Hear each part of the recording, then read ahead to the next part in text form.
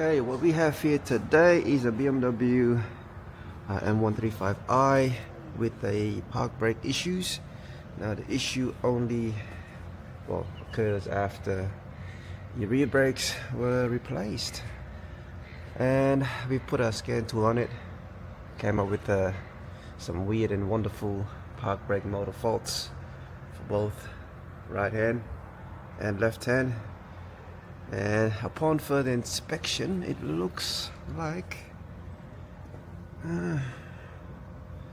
someone's done the brakes without the proper tools, and I think they, instead of using the scan tool to push back the electric caliper for the handbrake, there's like witness marks on this bolt. It's a bit hard to see, but on this bolt here,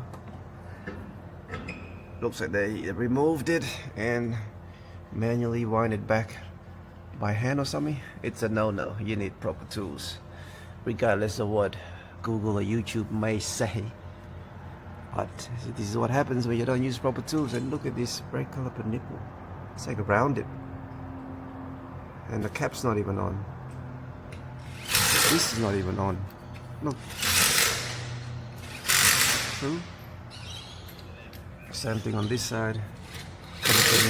Brake caliper nipple there, it's a bit rounded, and the sensor cable for the brake pad wear sensor looks like it had been rubbing on the wheel there too.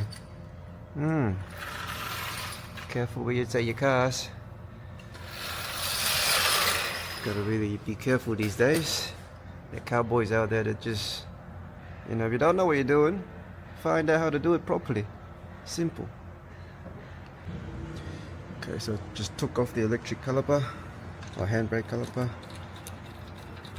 and then wind this in. Doesn't seem like there's an end stop.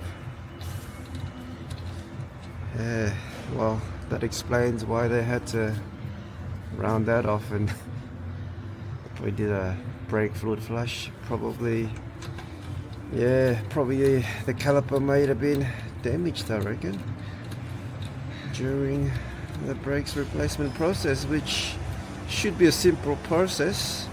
Well, for us it is, but I mean, if someone else that don't know what they're doing, this is gonna be an expensive lesson. Alrighty, so the handbrake saga continues. The customer didn't want to take to the other shop for them to rectify, so we ended up having to fix it, that's what we did. Managed to get a second-hand caliper that is in excellent condition. We fitted it up, tested everything, all good. Now we're just doing the brake fluid flush just to get all the air out of the lines.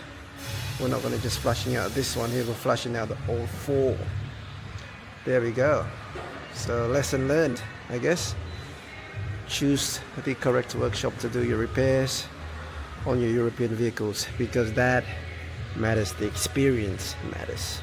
Alright, peace out.